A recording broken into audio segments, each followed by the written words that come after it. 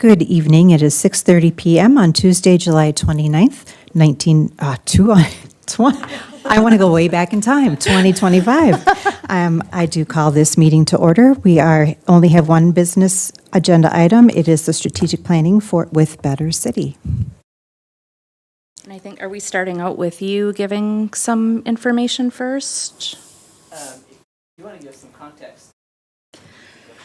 I did not prepare for that. What context am I giving? I mean, as you all know, we've contracted with Better City to do the EDA strategic plan. Chris and I have had several meetings with Jason and Ann, who are here today, and as well as Sarah, who is in Turkey. On her honeymoon, just got married, yeah. So she missed our last meeting, but understandably so. Met with them over lunch today and then took them for 2 hours and drove around New Ulm to show them as much as we could. It was like a crash course on New Ulm. So we did the South Loop for the first hour and North Loop the second hour and showed them as much as we could. And they were taking pictures the whole time. We had lunch at Turner Hall. Got to see maybe 10% of our parks during that time. 2 of them. Yeah, maybe 5. But anything else you want me to cover before I turn it over to you? Okay. I think you've all met with them. I think Dave's the only one they haven't done an individual interview with yet, and I don't know where he is. He said he was going to be here, so maybe he's just running late. All right.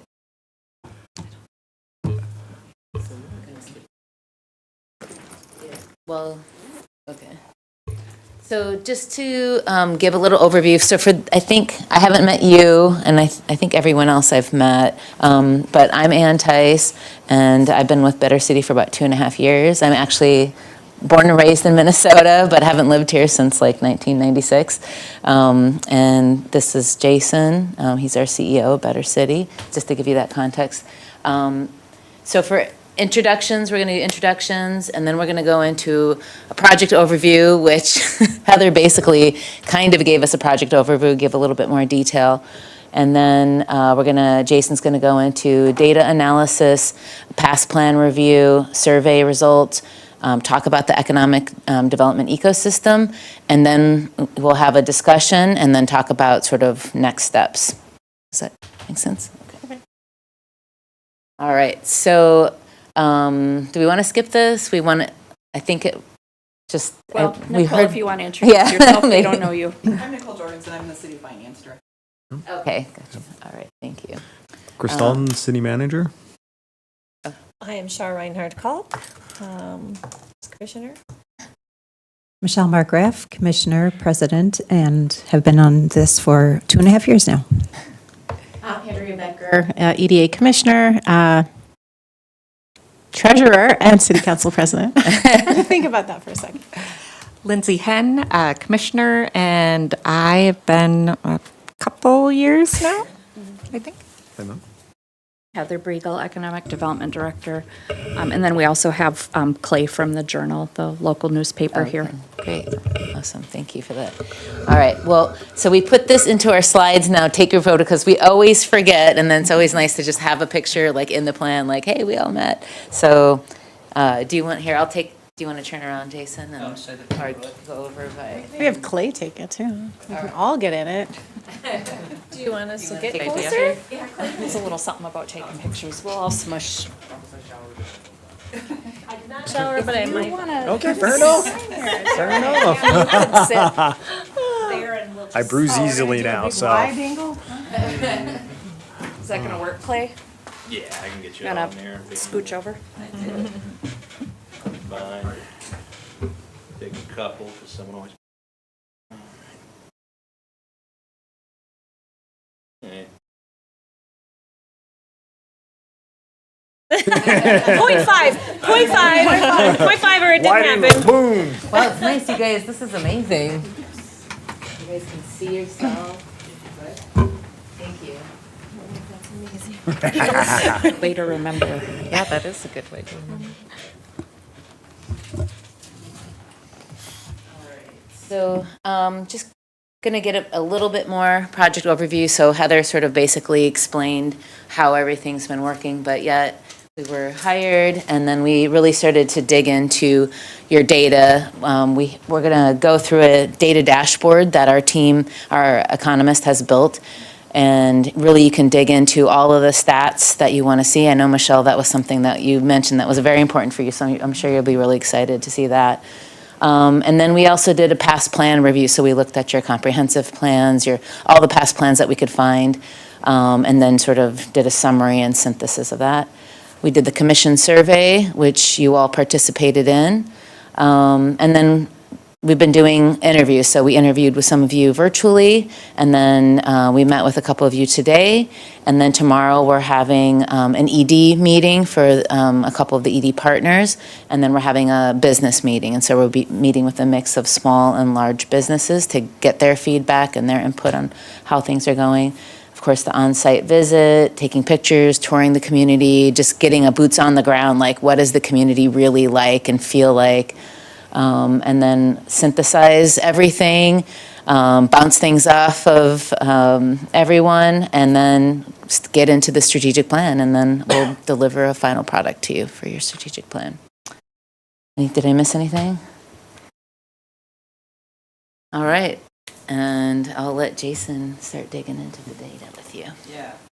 So the first thing is that the boots on the ground, boots on the ground tour today did not disappoint. In fact, if anything, it was astonishing that this is such a beautiful community. Most communities that engage us are distressed. We get there like, oh yeah, we have work to do. This one, like, what are we doing here? It is so beautiful. The parks are amazing. The downtown is great, vibrant. More to do, but certainly headed in the right direction. Your business parks are incredible and vibrant. We're looking at all the cars in the parking lots, and this is a really strong economy.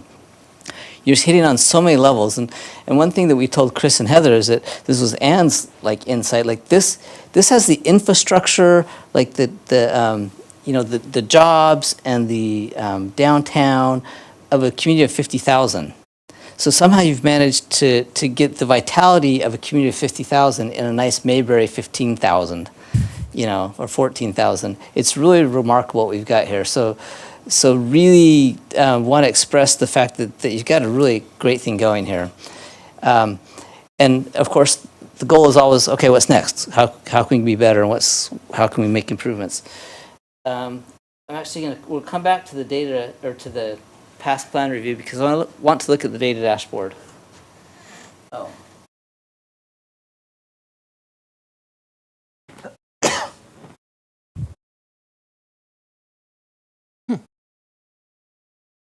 Is the link not working? Oh, you gotta get access to the internet. First. You want? I can also pop mine on there because I have my hotspot. Daytime populations.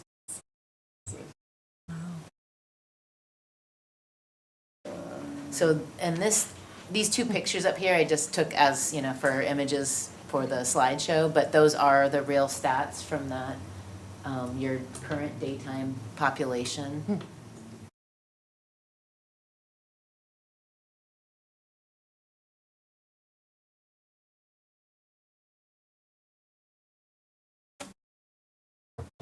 Okay, so as you point out, our economist came up, but this is our standard dashboard. We're not going to go through everything. We just want to touch on the salient points, because the whole point of this meeting tonight is to have a common language, a common frame of reference. And so some of the stuff so we're going to highlight a few things that okay, this might be interesting to you, or this as we talked with Heather and Chris, we challenged some of the narrative, well, you say this, but the data's saying this. So those are the things we'll hone in on. If, however, you see something you want to stop and talk about, by all means. But I was just going to highlight those things we thought were really interesting. All of you have talked about how daytime population swells. Again, you're not a city of 15,000 by any economic measure. That population number is just not right. That you really hit way above your weight. This one, though, the migration patterns, one thing that's interesting is natural increase, which is births minus deaths is negative. So you're having more deaths than births. So where's your growth coming from? It's actually international migration. So based on the current environment, with visas and, Sarah, we hired her. She's no longer in the country because she was caught in that visa situation, right? That's a real thing. So something to think about. What if it's no longer as easy to come into this country? How does that impact your population? The age, it's almost the perfect age distribution from our standpoint, from a demographic standpoint. And it's not a lot of older, it's just a really healthy mix. Okay. Housing. Okay. If you look at the housing units over time, and the gray is New Ulm, the housing per capita, so the number of houses per person has gone up over time. So we made the argument, no, you've got a housing surplus compared to 2010 or 2000. You've got more houses per capita, right? We'll talk about that further. This is a big one. That you have 45% of your houses were built 1950 or earlier. And so when we had the call with them, we're saying, hey, are we worried about dilapidation? Are we, our homes getting run down? We drive the streets. Okay, forget that. It's fine. It's to a really remarkable degree, that's not the case. I don't think we saw any homes you'd say, oh, that needs to be fixed up. It's incredible the degree of, Maybe one or two, but not horrible. yeah, like the amount of investment that people are putting in homes, those historic homes, they're painting them, they're fixing them up. Really remarkable. Another one, vacant units. The short-term rentals are the bane of so many cities because your housing market, your housing capacity gets sucked up by VRBOs and stuff. You've only got 5% vacancy, so that's not it. Vacant would be you see over here, seasonal short-term rentals. So 15% of your vacants are those short-term rentals, but that's a really small number, 5%. So that's not a big deal. Come down here, housing affordability. This is a proprietary index, which is basically if you can spend 30% of your income on housing or less to be, that's affordable. Given interest rates and the median home price, over time, how affordable is your community? You see that for generations, or up until 2021, New Ulm was very affordable. It's still affordable. Your median income can still afford your median home, but it's not moving in a good direction, right? But frankly, compared to the U.S., this is amazing. Yeah. I just have a question. Like, what do you think has caused that big dip in the last 2 years? Like, is that something you're seeing in other places? We're probably going to get to that. Yeah, it crashes most places way below the line, and it's because of this. As your median prices have gone up precipitously, your incomes have increased a little bit, but not nearly as much. So the growth of housing prices in excess of home prices.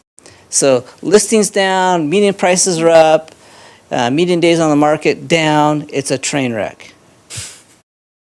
However, if we move the slider, we say, let's look at it from 2022 onward. Median list price, flat. Okay, active listings are actually increasing in days on market. If you take a little bit shorter of a view, so say, your median list price is actually going down. So we had the big COVID spike and everything. So you take the long-term perspective from 2018. Oh yeah, prices are going up. But you compress that a little bit. What's the current market we're in? It's actually prices are going down. Does that surprise anyone? Oh, it doesn't? Okay. No. That's not a common narrative, right? Across the country, like, but no, you're actually doing okay. And median days on the market, flat, listings flat. So you're saying, hey, it seems like you've stabilized, and if anything, it's getting more affordable. Surprised? I thought that would be a surprise, but you're all going, yep. Okay. Skip that one.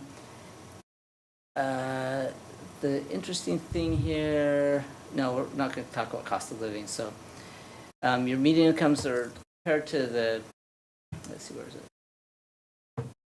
You know, a little lower than Minnesota, but growing. So your median incomes are, you know, and basically if you look at your education, you're really punching above your weight again, because it's not many with college degrees or higher, but yet median incomes are pretty solid. So It's because of Kraft and 3M, wouldn't you say? yeah, good jobs. This one's fun. Employment by occupation. You have what are called primary jobs, which are those which are export oriented. And so a good economy, a bad economy is all we do is like have school teachers and retail and doctors, and we spend our same money among ourselves, right? A good economy is you have primary jobs that are export oriented, so you're bringing money into the ecosystem. So production, that's good. Management is good. Transportation, where's the other one? Manufacturing, I can't see it. Materials, movies, anyway, you've got a lot in there that are primary jobs. So it's a really healthy economy from a standpoint of it's not just a closed loop ecosystem. You're bringing in things, you're exporting things. And that was evident by you go through the industrial areas, there's a lot going on, right? So no surprises there.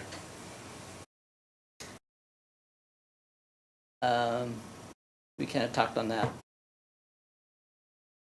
We talked about education, educational attainment level.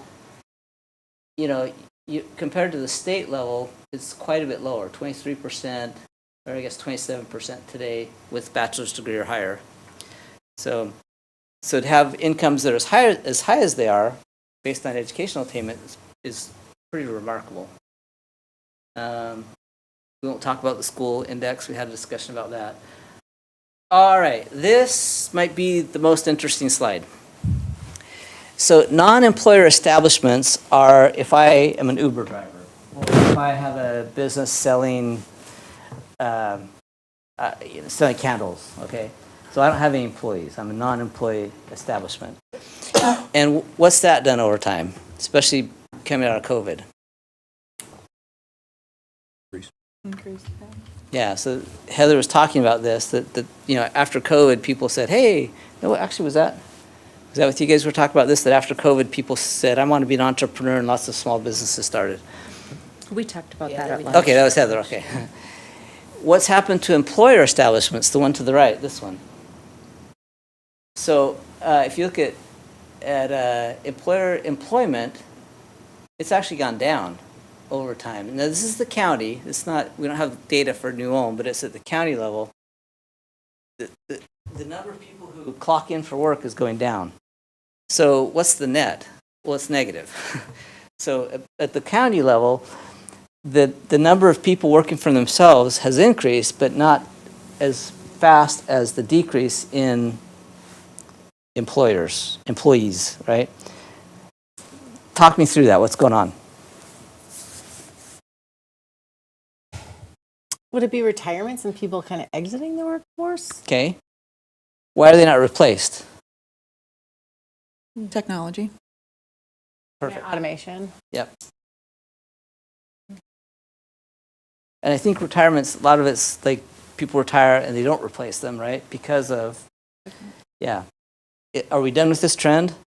No. No. Right. I guarantee you the employment at 3M is as high as it's going to be, right? Going forward, there'll be less and less and less. Same with Kraft, right? That's just the way it is. So, okay. Challenge, right? Interesting, you look at the payroll is going up. So employees are going down, payroll's going up. So people are making more money. Those that are surviving are making more, but there's just less people. And the value of shipments is really healthy. So businesses are healthy, they're shipping more revenue, but less workers. Don't expect that trend to reverse itself.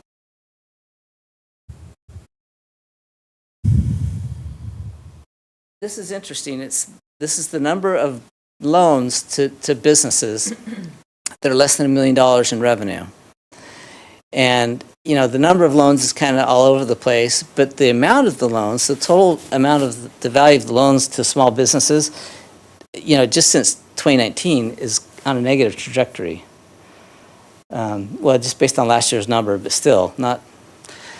So the small business ecosystem, you'd have a hard time making the case that it's taking up the slack.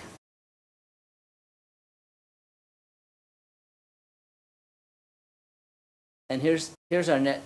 So jobs or business applications, healthy. Lots of new businesses being created. Net job creation, not so good. What are we seeing? So you put those two together, what's the... Entrepreneurs, Okay, lots of entrepreneurs. not bringing in single service businesses, maybe like service providers, insurance agents, hair care, massage, you know, single manufacturers. Not scaling. Right. Starting their businesses, like failing or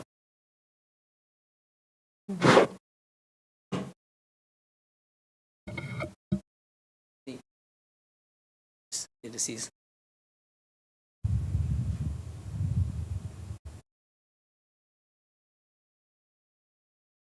Okay, so, well, any questions on those, on the data? I guess I shouldn't have closed it out. Any questions or thoughts or anything you want to challenge?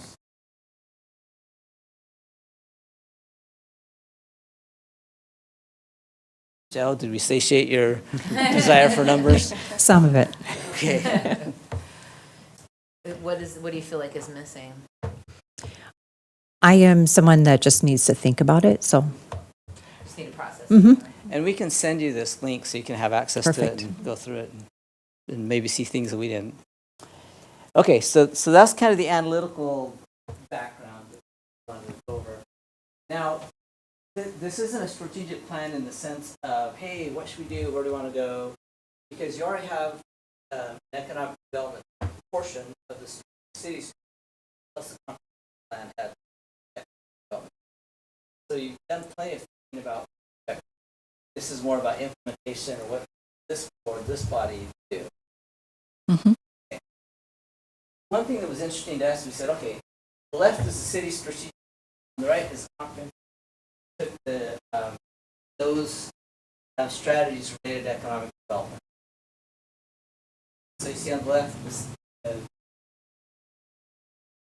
strategic plan, pretty specific in some senses. Technology hub. Interestingly, on the right, the comp plan, though, color coding is green is, yep, that's right. The orange is, I think it's related. And red is, it's not there at all. The only red is actually selling. And we'll talk about that when we get to the next slide, which is about feedback from the survey results that y'all took, and thank you. But because the amenities is a really interesting discussion. But so I think the blue stuff or the green stuff we don't need to talk about. Retain businesses, supporting them, both agree. Invest in local entrepreneurs, both agree. The gaps are identifying the downtown as regional.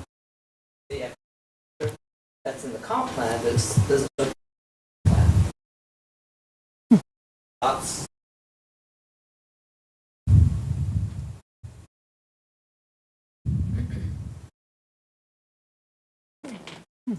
We'll come back to that conversation because that showed really strong in your surveys. There's a really strong takeaway. All right, the workforce one is interesting because the strategic plan says increase childcare options, which is related, and support educational advancement for youth, which are both related to work.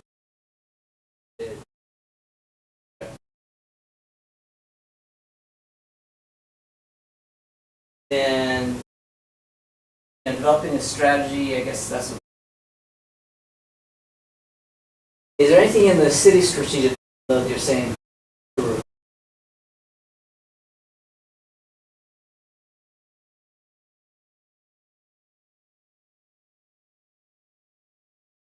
So I think to a small degree, at least on the strategic plan, I know there was some, a portion in there working with the school district more as not city physically doing it, but kind of facilitating, working with the school district. You know, hey, here are some issues that we feel school district can help with training the workforce, but that's where the CTE center kind of comes in, or even the, with Newbrick and their incubator site, they were going to have some type of component. So not us specifically taking that on, but helping other agencies and or groups do that. All right, that's perfect, because that's kind of the two gaps, right? The support educational advancement of youth, which is the CT Center, and then the Tech Hub incubator is Newbrick. Yep. Yeah, because the middle four, yeah, definitely part of what this group is doing. So, okay, so we're aligned there. Okay. So, last data point we'll present, and then it's the discussion. We'll open up and we'll ask you some specific questions. But we asked you a whole bunch of questions. You remember that survey? And as we looked at it, we realized that the responses could really be categorized into three broad categories. One is indirect workforce support. So that's things like housing, right? And childcare primarily, right? So it's not training you how to weld necessarily, but it's making it so that you can come into our community and be successful. The second one is core economic development. So that's like small business support, that's entrepreneurship, that's, you know, reducing regulation, things like that. So your core basic economic development functions. And the third category is placemaking. So that's downtown development, that's it's parks, it's amenities, things like that. So making it a nice place to live. So then the questions we asked you could be categorized as either vision, like this is what I see as important. So we asked you, what's important? Then we said, what are your values? So that's when we had you say, if you have $100, how do you spend it, right? $50 here, $30 there. And so, you know, I think this is important, but when I go to spend my money, this is what I actually value. And then the practice one is, how do you think we're doing in this section? And so we assign values to all those, so we normalize them. And there's no question what's important, right? It's very salient that indirect workforce support is top priority, okay? How are we doing in practice? Okay. Core economic development, pretty important. Practice, there's some gaps there, okay? Placemaking didn't even register as terms of importance. It was by far the least important. And when I saw that result, I was like, that makes no sense. These guys don't understand economic development. You have to have a place people want to live, or you're not going to be able to attract businesses. And then I get here and I see this town, I'm like, you probably scored it too high. Yeah, there's just no gaps, frankly, in the placemaking.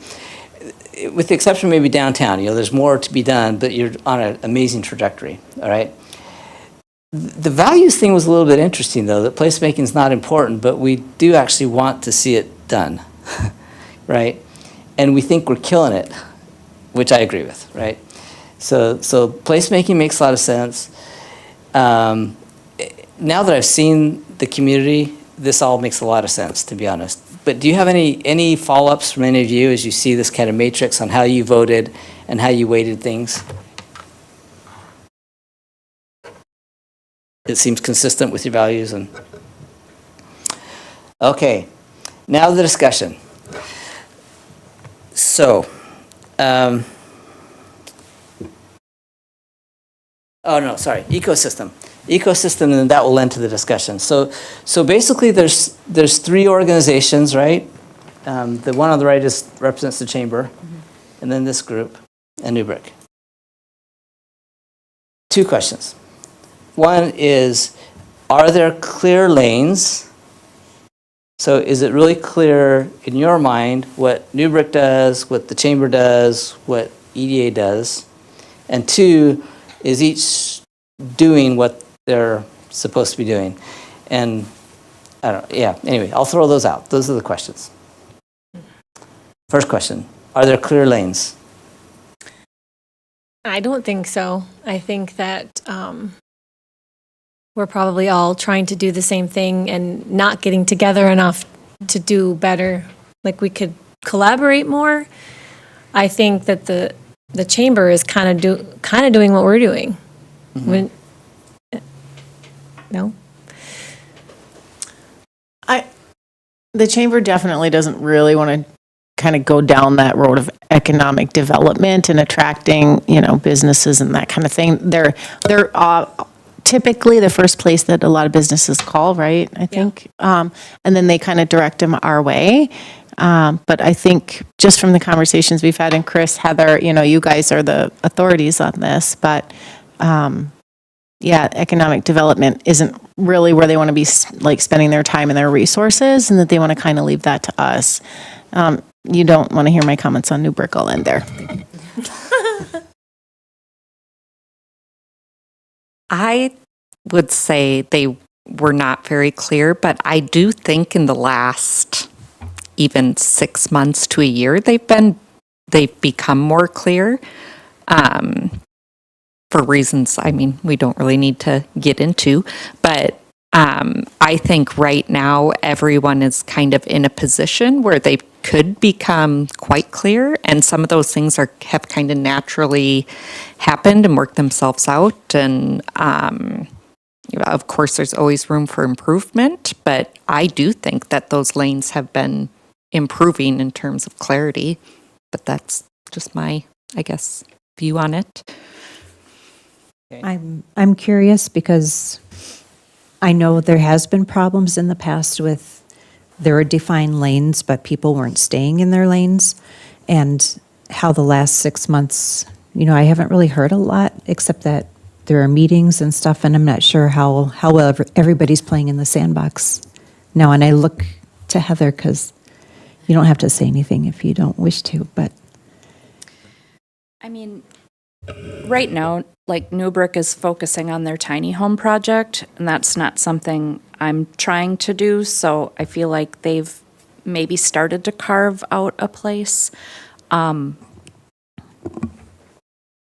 don't know, Chris, you can jump in. So I would say there are lanes, and with economic development, all those lanes will eventually cross. But when I look at the 3 that are currently up there, as far as, let's go placemaking, right? If you had to break it down into those 3. Placemaking, that is all chamber.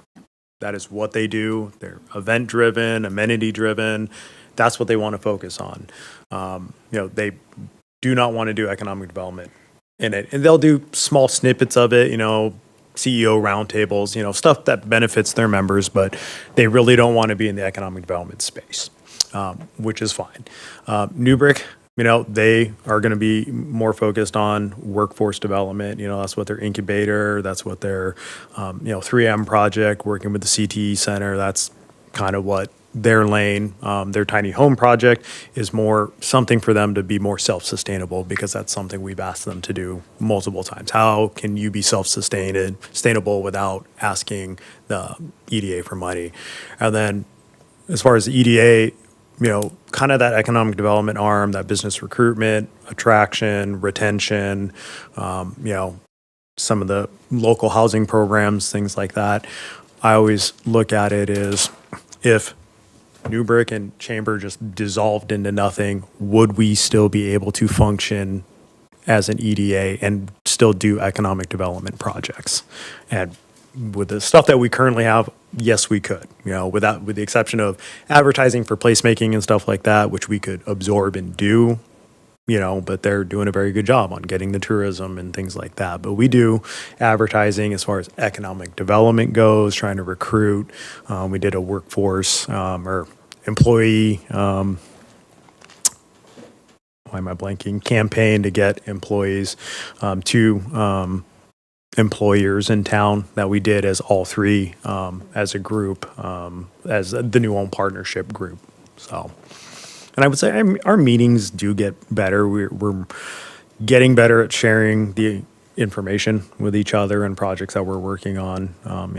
Not everything's held close to the chest, so that communication has gotten better.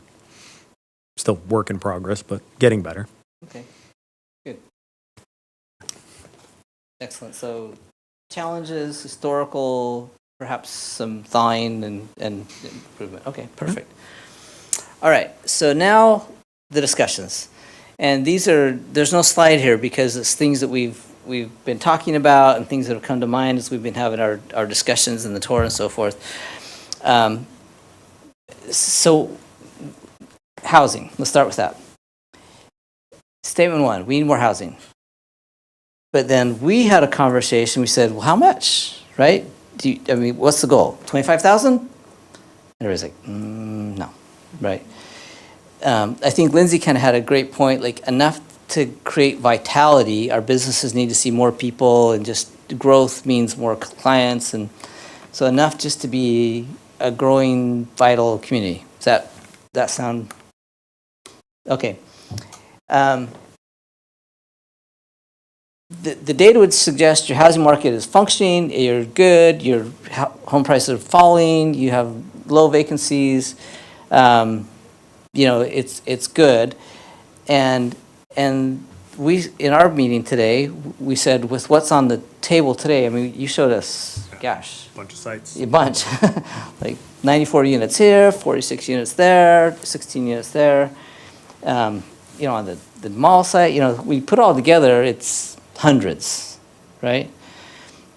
Question, is there, in the next 3 to 5 years, or at least, 2 to 3 years, is there a need?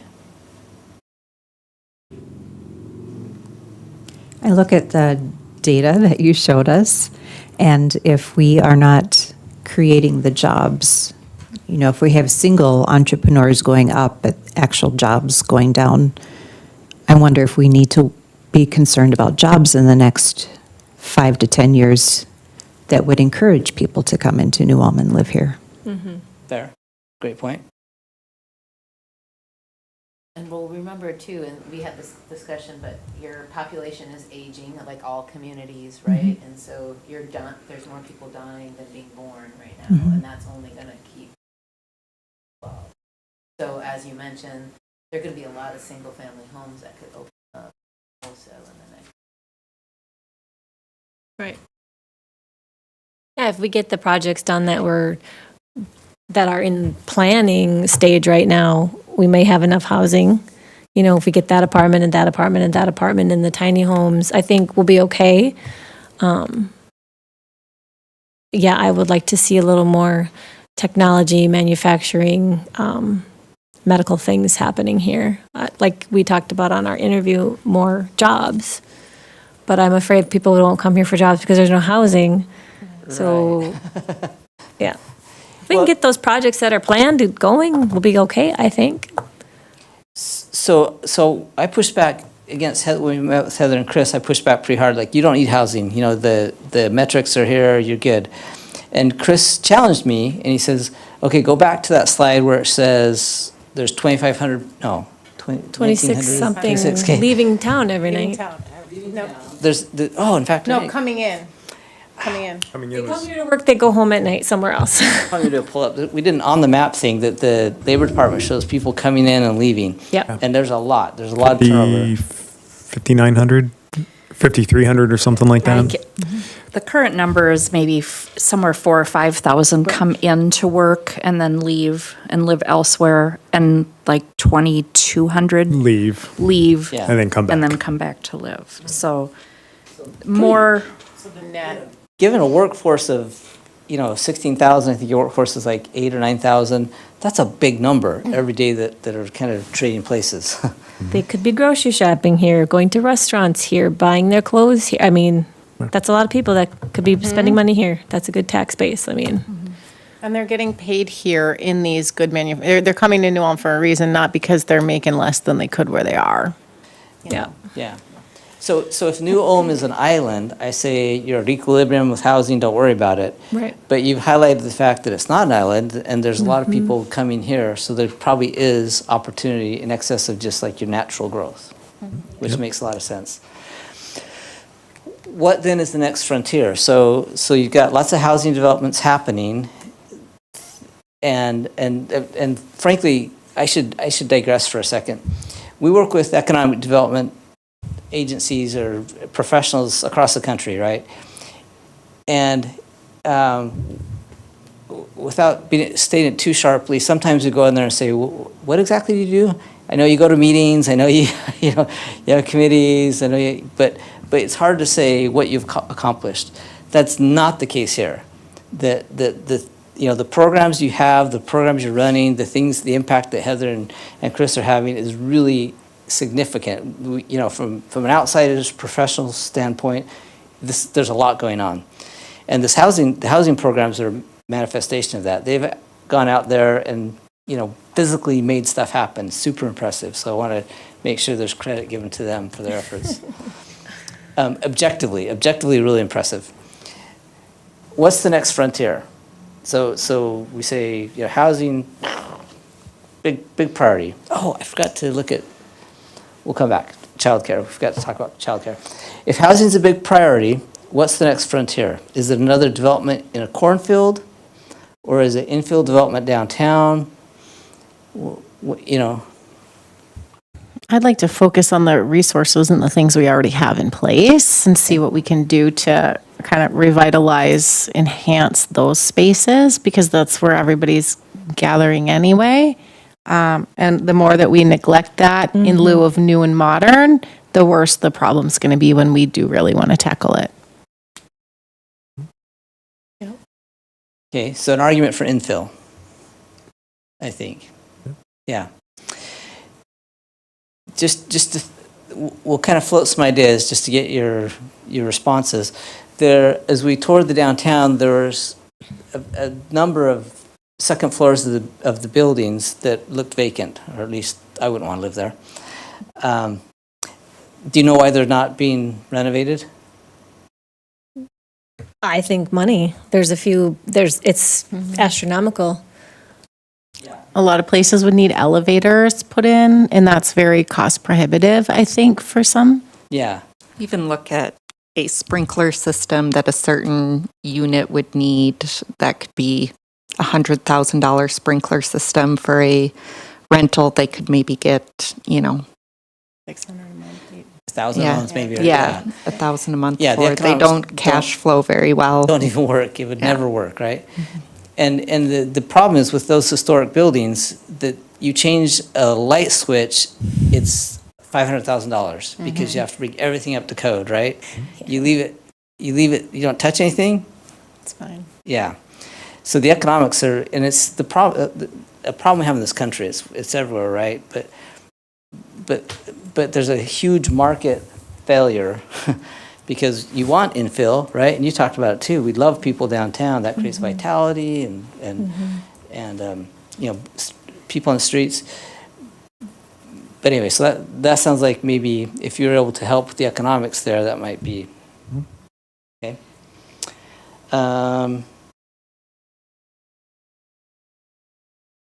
Let's talk about. Okay, I want to circle back to daycare because that's one of the ones that's been talked about a lot. One of the metrics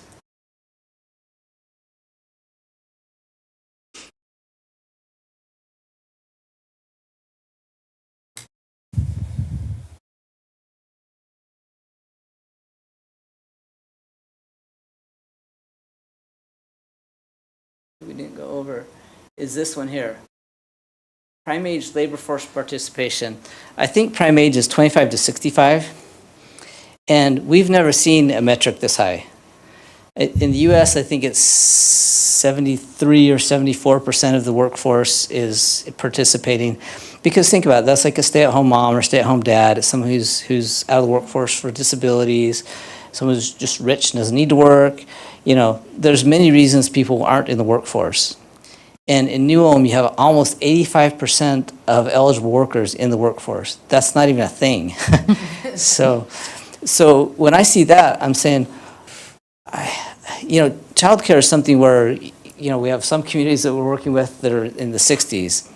Man, you got to get more people in the workforce. And childcare is an important one for that, or care for, like you're caring for a disabled person. But I would make the argument based on that there's not a need. So challenge me, right? I'm saying based on the numbers, your childcare is fine.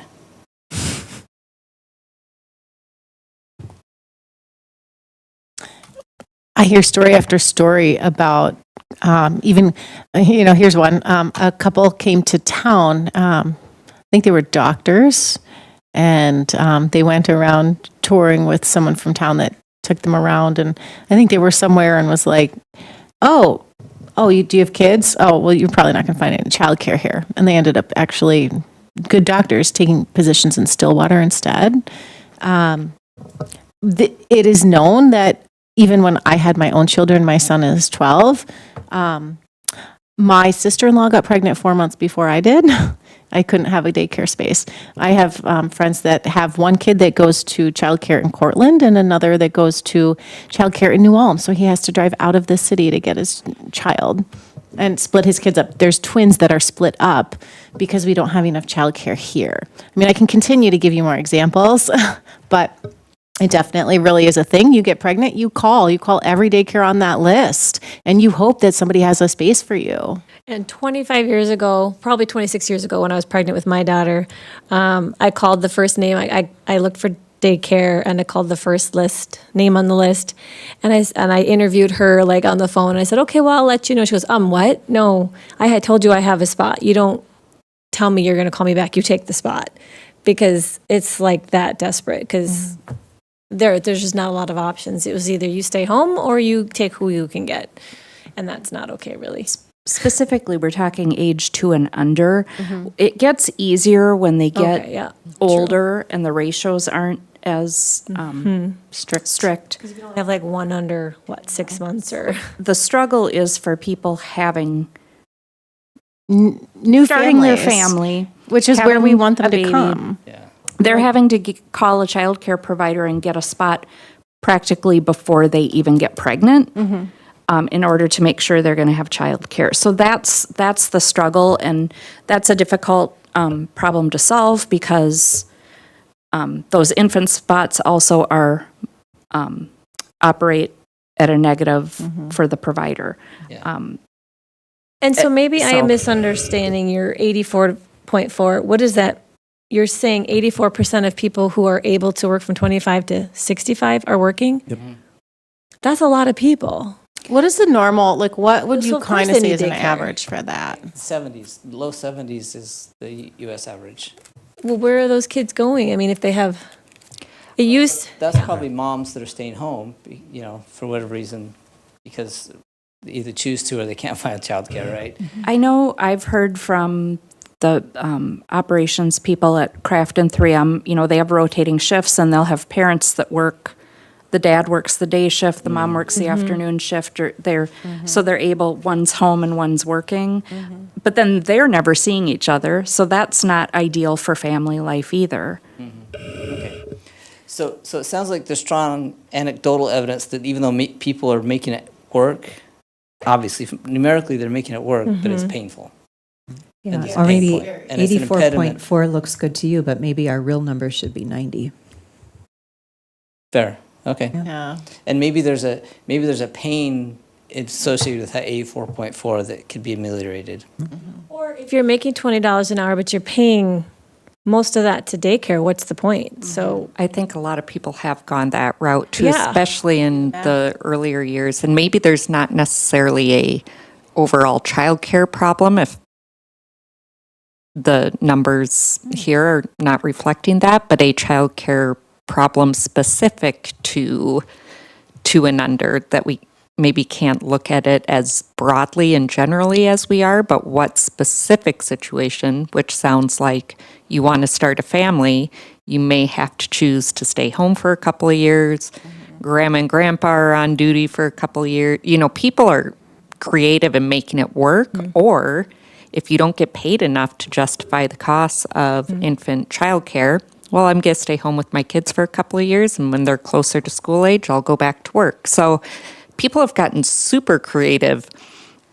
Remote work, the number of people I know that work from home with their kids present all day long, and you know, people find a way to figure it out. And as you can see, people in New Ulm are super hardworking, like to work. Most people retire and like, what job am I going to do in retirement? Because I cannot just sit at home. That's just the kind of people that live here. So I think the more specific we can be about what the problem is, the better we can find a solution to it. And from kind of what you guys are saying and what the numbers are saying is maybe that's a little bit more specific. Well, and this is interesting, if you look at the natural increase, which is the blue line, right? That you're having more deaths than births, and, you know, that's not healthy. And, Yeah. and maybe people are making life decisions based on a little healthcare, based on what you're saying, so. The okay. other thing I want to mention too, that came out of our childcare study and our work we did in looking into the childcare issue is that in rural areas, most of the childcare spots are in-home providers, and a lot of our local in-home providers have been at it for 20-plus years, and they're going to retire out. And, you know, we need to be replacing them, or we're going to continue to lose spots.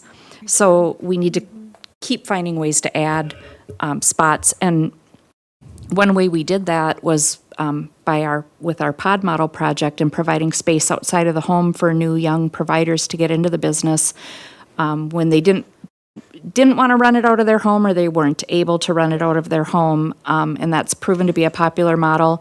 And I don't know if I've shared with the commissioners, but we officially have a waiting list now. Our 4 spots are full, and I have a provider that would love to get in there, but I don't have a space for her. So if that waiting list continues to grow, you know, do we look at offering more spaces like that? So. Great, perfect, okay. Next topic, thank you, that's really helpful. Business support, so this is one of those where, you know, from our standpoint, when we look at the decline in employer jobs and the number of new businesses that are being created but not generating new jobs, we're saying, okay, this is an opportunity for focus, right? And a legitimate function of an economic development authority. But there was, when we look at the survey, this was kind of an area of maybe not as much satisfaction with the current program. So I want to talk about that a little bit.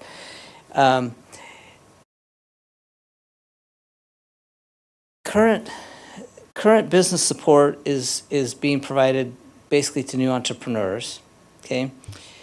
What if that were, what are the 2 things you're trying to achieve? Or what are some things you're trying to achieve? So new branch of economics is behavioral economics, right? So using economics to influence behaviors, right? And to achieve certain outcomes. So let's kind of scrap everything, start from a clean slate. What are you trying to achieve as an EDA, you know, with businesses, with small businesses in particular? And then, because if you understood that, then you could work backwards and say, okay, here's the kind of program that would achieve that. But what are you trying to achieve? What's the goal?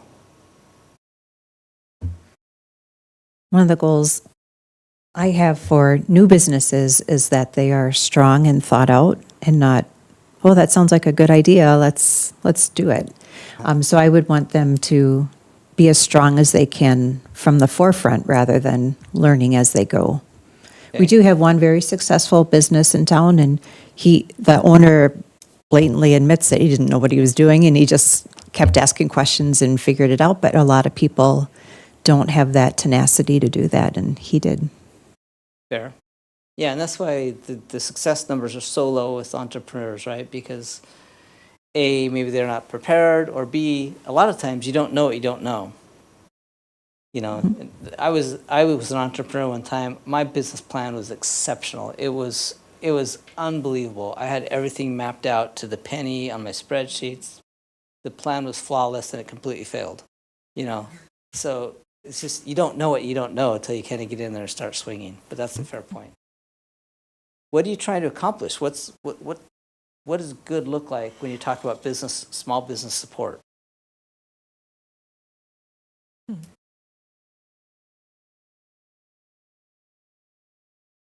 I would like businesses to know where they can go and to have almost like a menu of options of what they could get and what would be helpful to them. Okay.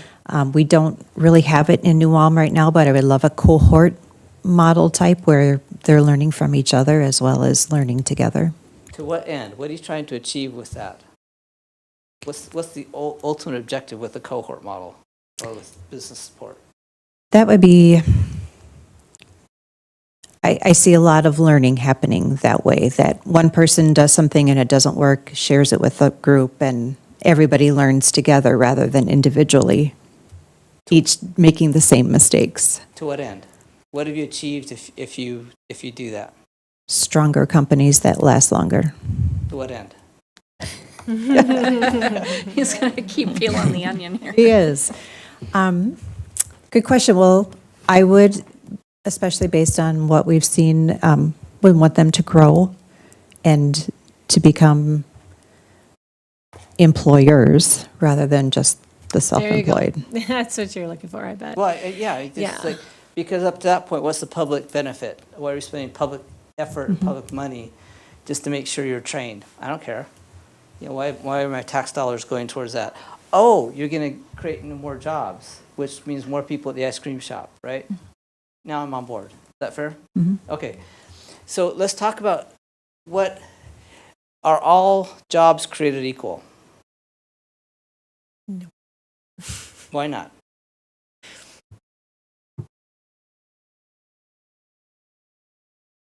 If Ann comes in and says, you know what, I've got this idea, I think this town could use an ice cream store. Is that helpful to the New Ulm economy? No. Lindsay, you might have something to say. I mean, I would say in terms of, like, if we're talking about jobs and not all jobs being created equal, I, for example, could go and open an ice cream shop and grind away myself as a self-employed entrepreneur. And I hire, high school and college age kids. And that's a model that works for that business. But does that produce jobs and more ice cream shops over here and over there? No, it does not. So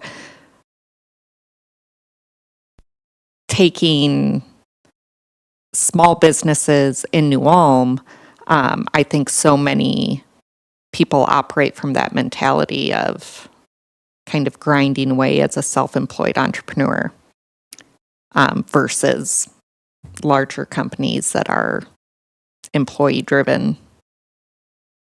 Exactly. There's a couple pieces of what you said there. One, employing teenagers for low wages, right? Because you're a horrible person.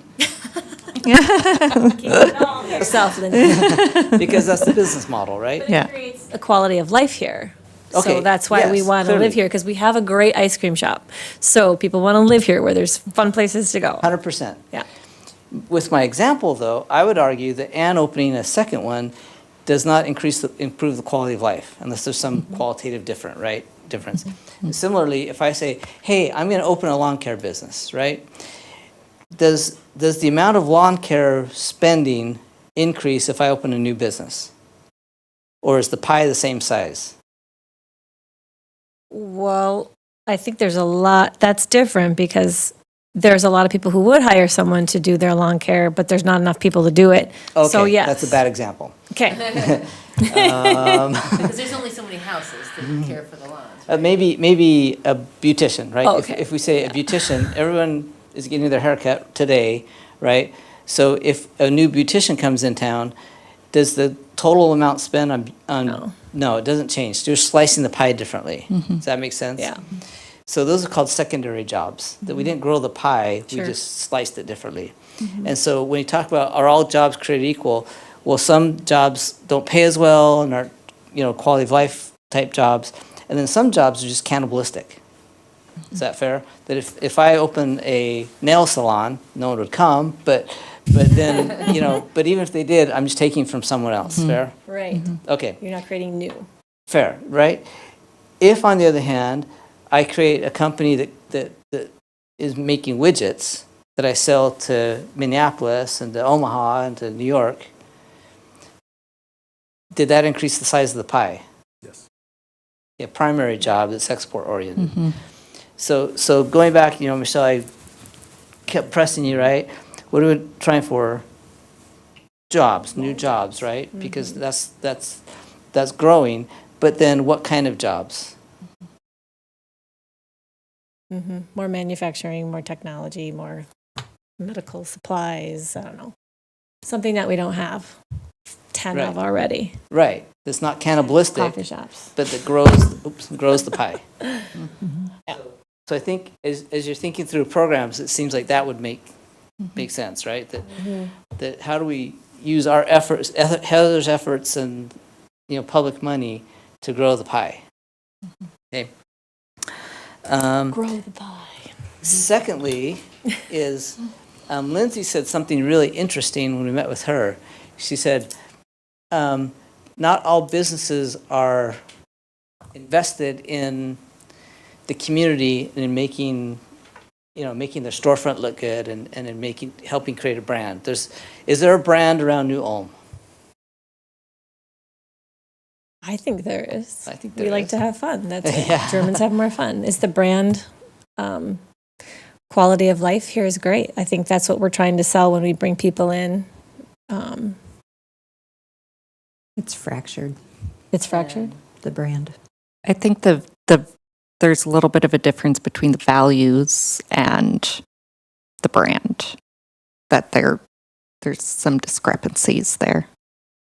Okay. Because the brand, to me, if we're talking about New Ulm's brand, you see that it's visual. You see it downtown. You see it around you, and in some areas it is very strong. We're brand of German heritage and community and pride in our community, but that's not necessarily consistent. And I would say, especially downtown, it's not consistent. The pride in the Brand buildings is not and- consistent. And I would say, You've got one modern building and one, I see. more. Bavarian chalet. Yeah, yep. Exactly. Has anybody been to There's Santa the- Fe, New Mexico? yep. It looks like Santa Fe everywhere you go in Santa Fe, right? Everything's a Sedona. Everything has to be that red orange color. Yeah. Even the McDonald's. And I think that's what, it's like you go there as a tourist and you have this feeling like you're transported to this Adobe world that existed 400 years ago when the Spanish settled it. And no one would confuse that for Cleveland. Is this That's Santa true. Fe, right? Yeah. Yeah. Okay. And I would say purely from a marketing standpoint, it depends on who you ask what the brand is. Okay.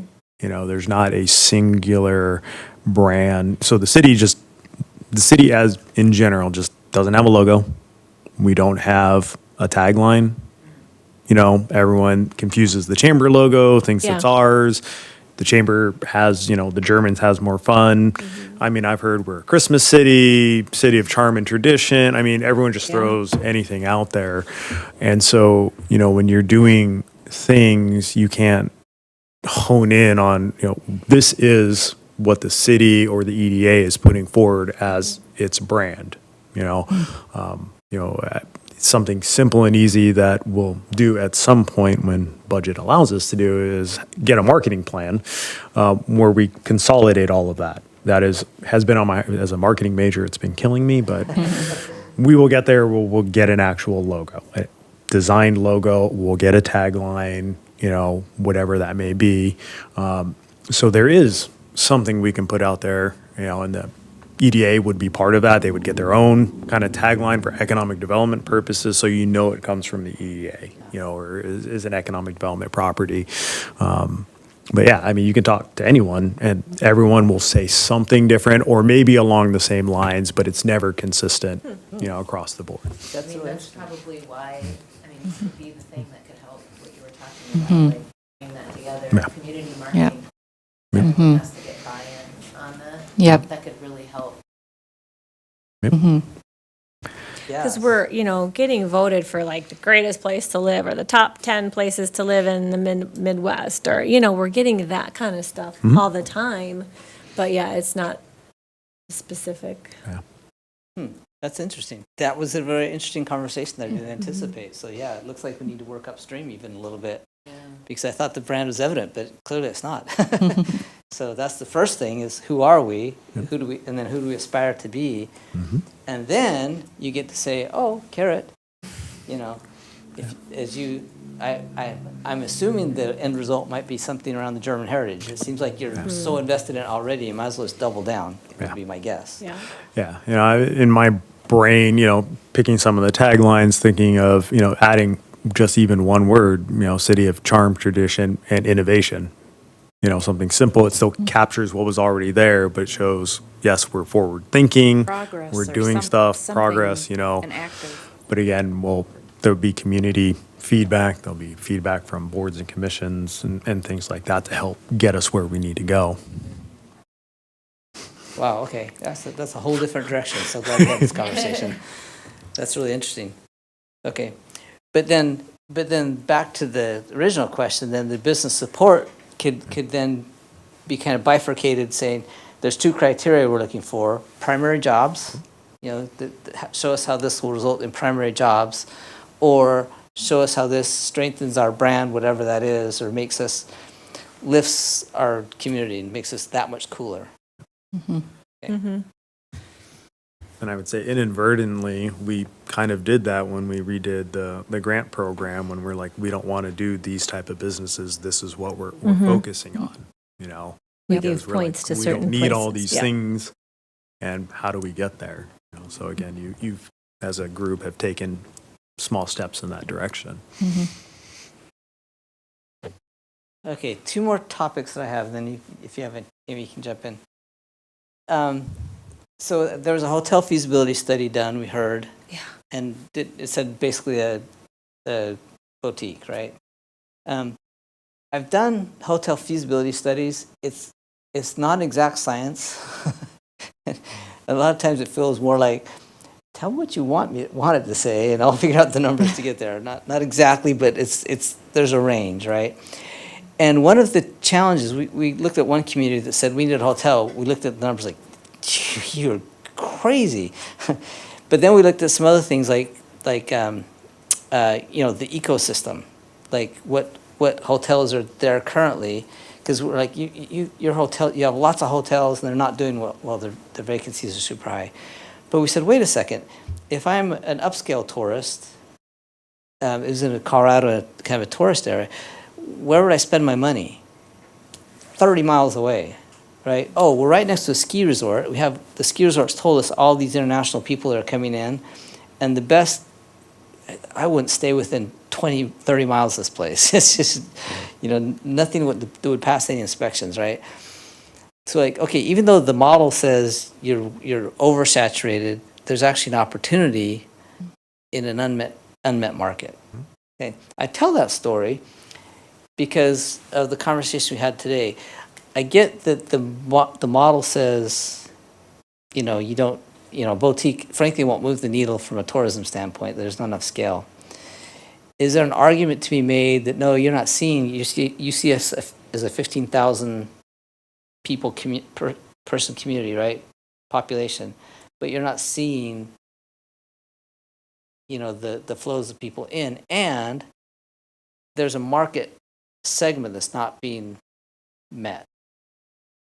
Thoughts?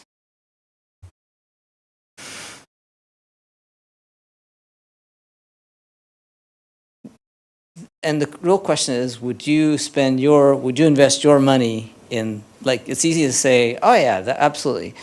But would you spend your money on if a hotel developer said, hey, I need partners, is there for something that's, a little more upscale? I mean, I think there's 3 times a year where we could use more, but that's it. I don't know.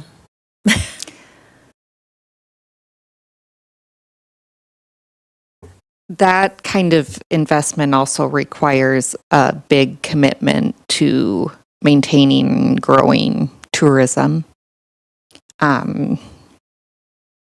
which I think is really, we have a strong base for that already. But like we talked about today, I don't think we've in some ways even scratch the surface of that. There's so much, there's tons of potential in that area too.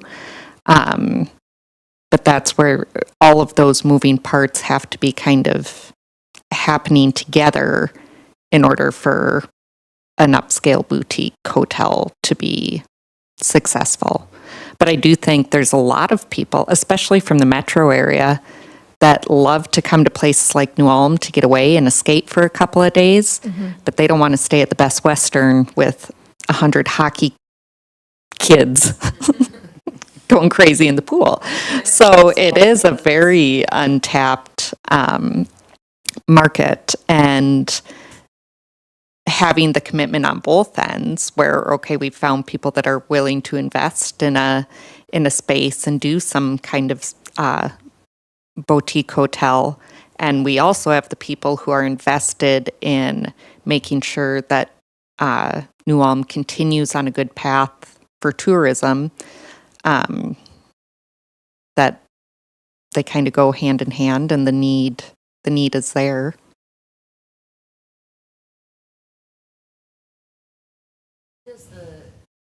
You have a lodger's tax, I assume, right? Who does that, did they report to this board? City. Do they give reports on how their occupancy? Well, so they have to file their lodging tax every month, so they report their total rentals or whatever, and then calculate.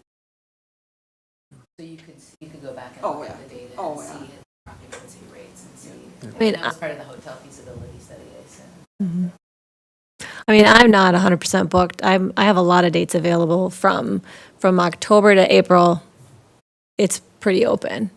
So there's lots of room available, and I'm sure I'm not the only Airbnb that's got availability during those times of years. I just don't know. I mean, I get people because they don't want to be in a hotel, or they have multiple families, or they want a kitchen. They don't want, I don't know. Some of the feedback we got from the business community is that they have executives that come in during the week for meetings, and they'll stay in Mankato at a hotel where they can get their points. Yeah. We don't have that in New Ulm. So boutique hotel that was tied to a Marriott or something like that, where they can get the rewards Best points Western? that's upscaled, that they can stay at during the week for business. What's that? Doesn't Best Western have They do. points? But if they're only staying at Best Western here, they're not going to generate enough points. Again, I don't have a Best Western, but I have a Hilton and a Marriott. Yeah. Yeah. It's not really aspirational. So that's a really good data point, though. I'm glad you pointed that out, that the off season's pretty significant. And so you said 3 times a year, Oktoberfest, and then Bavarian Blast Bavarian and Blast. Bachfest. Bachfest. But I would say anytime MLC's there's- graduation, I'm booked the day after for the next year. Yeah. Every time. I mean, really, I'm doing okay, but I can't imagine if we get a couple more, I won't be doing okay. There's not that much need for it. I don't think. Has that changed though, do you think? I mean, is there a decrease just in people visiting New Ulm? No, No. definitely. So what's the reason behind the vacancies?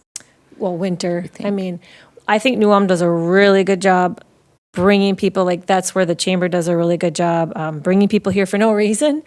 I'm full not full, but it pays my mortgages and my utilities in the winter because we have random reasons to come here. People do come here, but I just can't imagine.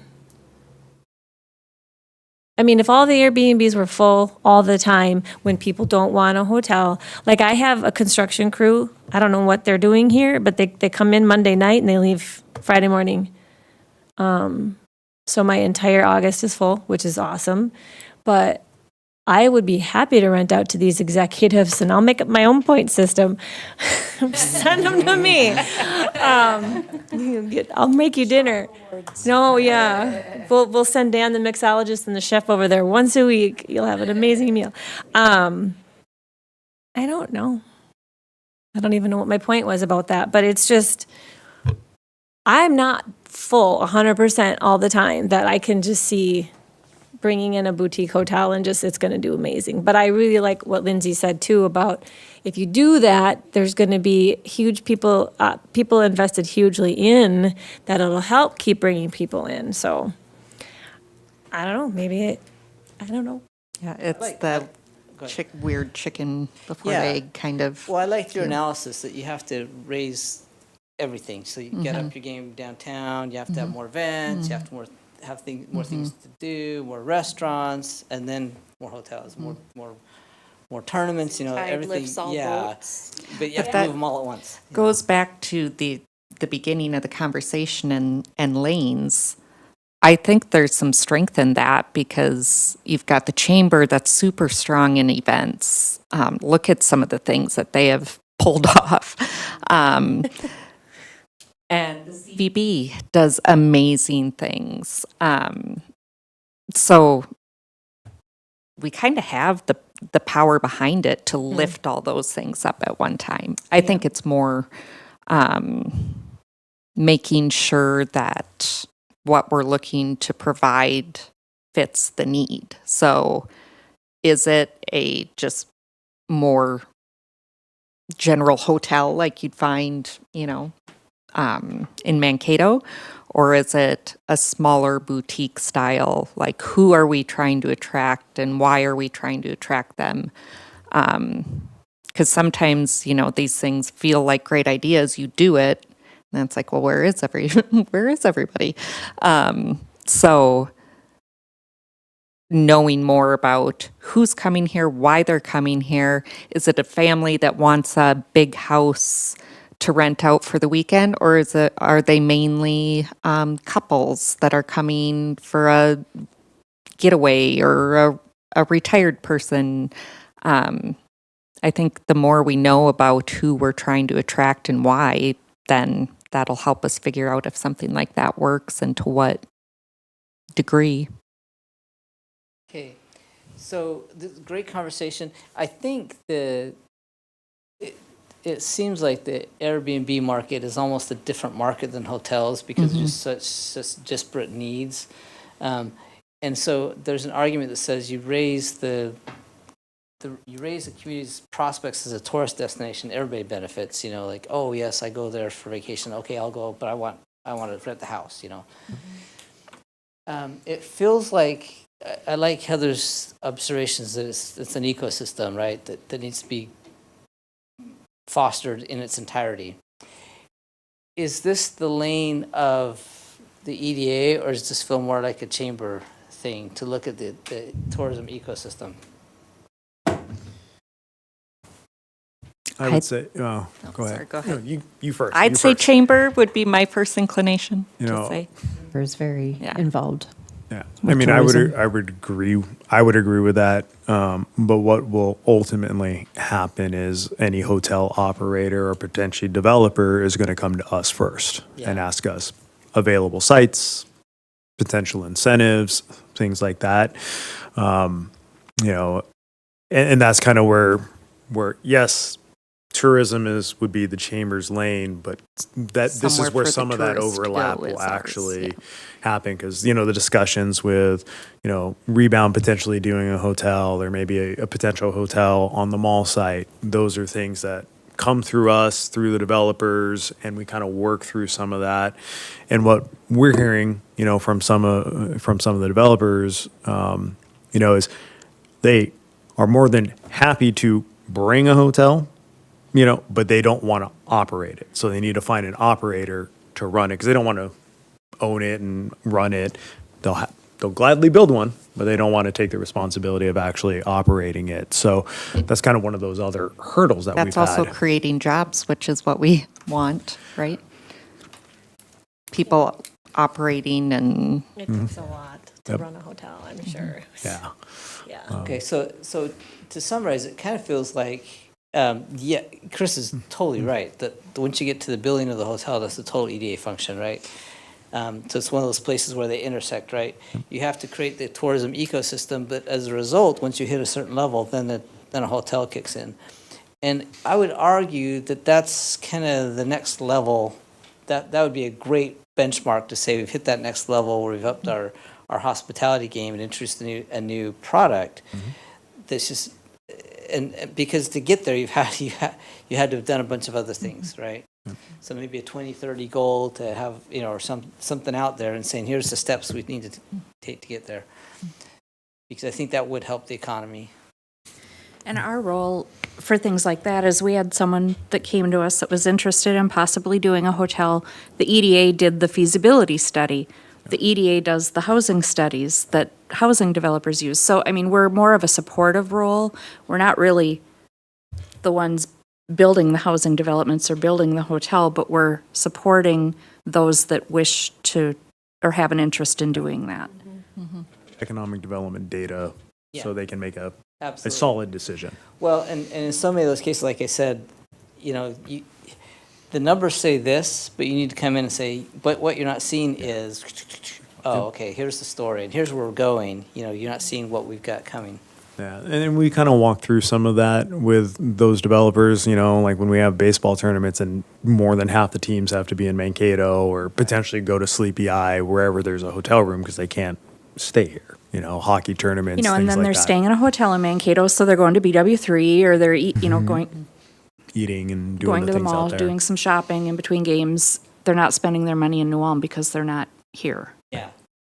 Right. And that's kind of the starting point for us is, boy, if you get more heads in beds here, that lengthens stays, more browsing, especially if that hotel were contiguous to the downtown. I think the physical location is really important because then if they could walk the downtown, that's a big thing. Okay. Yep. And Jimmy, I've got one. We have 10 minutes and one more. Do you have any follow-ups? I have one more thing. Okay. We talked about the ecosystem and the three organizations. Just blank slate it for a second.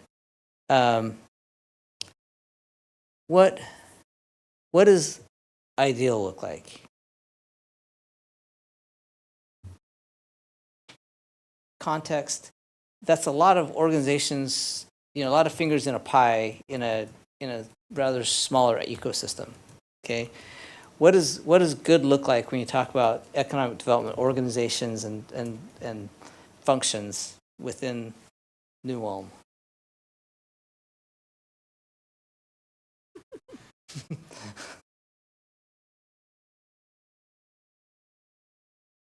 think, as we've said, the chamber is very much more tourism oriented. I don't see them taking on the economic development. They certainly do with their members and do some things with their members, but as a community as a whole, I don't think they're ready to take the lead in economic development, but definitely the tourism Okay, they do a lot with. is there an agreement there? They've got a lane.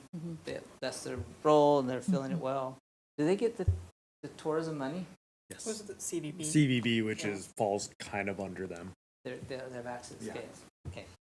Okay. That feels pretty good. What about small business support? Yeah, small business support. What about that? What does that look like? Perfect world. Blank slate. Well, we do have Wendy Anderson, so people can go talk to, we do have support.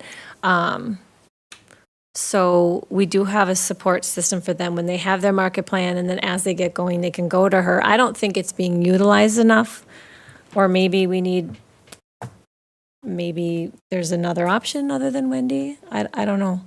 And then we have grants for them. We have small business loans. That's what we have. And we have the rehab loan if they need to develop a property for their business. So we have that as well. So we're not looking at what we're doing, I think, so much as what's the best. Could we make that Wendy Anderson situation better? Yeah, I would like that they would have a one-stop place where they know that this is the place where I go, because I feel like a lot of people are just kind of wandering around and they might stumble into somebody and figure out, I can get help here. But I would like to see that there's a place where they can go and get definite assistance, and sometimes it might be saying your business idea is not good. We'll send it to Michelle for that conversation. I think I would argue that there's not really a lack of resources for small business owners in terms of attaining knowledge or people that can help. And if you want that, it's not hard necessarily to find. I mean, there's loads of organizations, or even in southern Minnesota, that offer fantastic resources for businesses.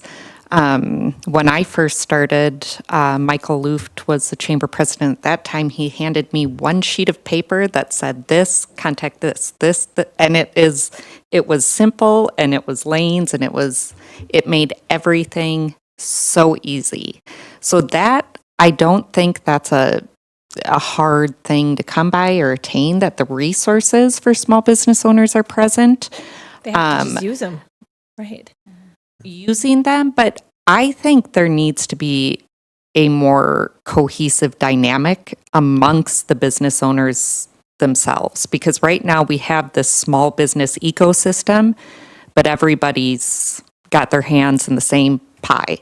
And if we are working together to make sure everyone can be successful, then that's a whole different scenario than, quite frankly, what's going on right now among small business owners.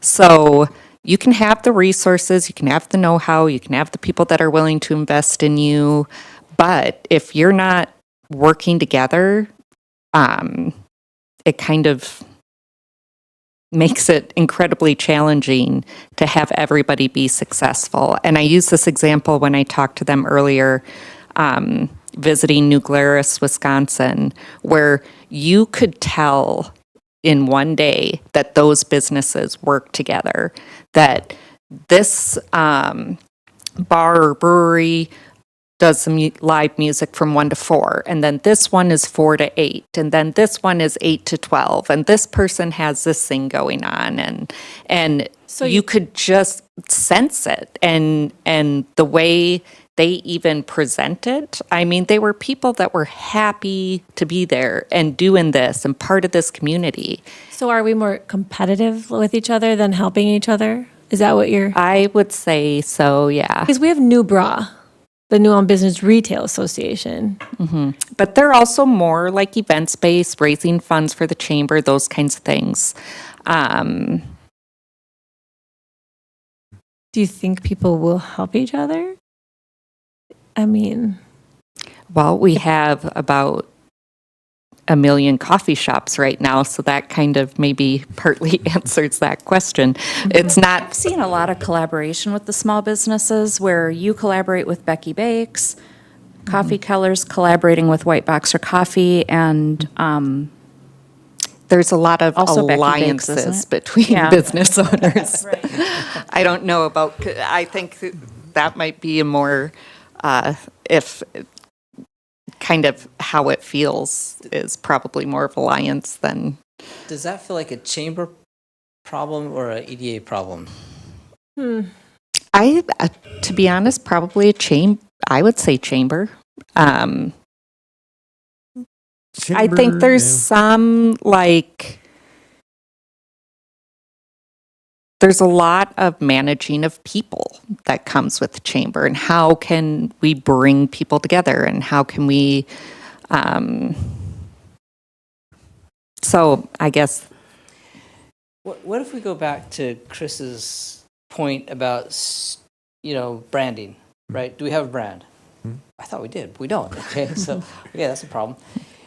What if the same could be true of the business community? We need a brand with the business community, or a strategic direction saying, here's the way we play ball. Here's the way we collaborate, and here's the way this business ecosystem works, and here's the lanes, and that would coordinate it. And there was some mothership, there's some coordination, and I would argue like Chris would be a great person for that, saying, hey, entities come on board. We have Heather, we have Sarah, we have, but but here's how this fits within the new Ulm umbrella. Here's how we treat each other. This is the way we've got a chamber. How can you create a culture like this? You know, here's what childcare looks like. You know, chamber, we're hearing this. Heather, how can we, you know, so it's like there's kind of a, does that make sense? The strategy, the branding, it applies to the business community as well in economic development. And I would say that that's something I've been trying to work on, where I go to a lot of the different meetings and they're all trying to do stuff downtown, but they're all doing slightly different. So I was like, well, can I get one of each of you in one group? And we have the discussion, but it's coordinating those times. And again, I don't know how to make it fruitful at this point in time where it's like, yes, let's have another meeting and have something of substance, you know. But it's getting that buy-in too, you know. And I think in the context, you know, with small business, you know, if you clip out the chamber and it's Newbrick and the city, you know, how I look at it is Newbrick or in the EDA, they should be able to help a business equally in the entrepreneur small business thing. You know, if for whatever reason they stumble into Newbrick first, Steve should be able to walk them through, and whenever it gets to a point that the EDA or the city need to hand off, they can hand them off. Or when we do our, you know, monthly meetings, he said, hey, I'm talking to this business, do you have, you know, information, resources, and kind of vice versa on the city side. You know, and how the partnership should work with that group is, if Heather is talking to a business and, you know, they're like, hey, we don't really want to talk to the city because we have, you know, proprietary information that we don't want out there, that's when we'll then talk to Newbrick, right? That's where those things should come in. I have a very cool diagram that I've been trying to peddle for the last 7 years that I will share with you guys that kind of breaks that ecosystem down, where while we have our lanes and maybe Newbrick is the workforce kind of driver, everyone can still operate because we can do different things. And again, collaborate and help when we need help. But we're slowly getting there because there's been, I'm going to just say, bad blood for a period of time where things just weren't getting done, just not a cohesive group. And we're slowly getting there. But I can see, you know, a small business, you know, Newbrick and the EDA, we should be able to both do that function to some extent and then have overlap and pass off if we need to down the road. Perfect. Okay. Awesome. Well, that's all the time we had allocated. This has been fantastic. Some really great discussions, some new things we learned. Anything we missed? Any topics that you think, hey, you missed this important thing? Well, it's a lot of topics. I don't think so. Well, this is perfect. Really appreciate your time tonight, and more importantly, your passion and your thought, and you know the what you bring to the table in terms of you know your desires to see things move forward. It's super exemplary. So appreciate all of you. Thank you. Thank you. Session is adjourned. Everyone.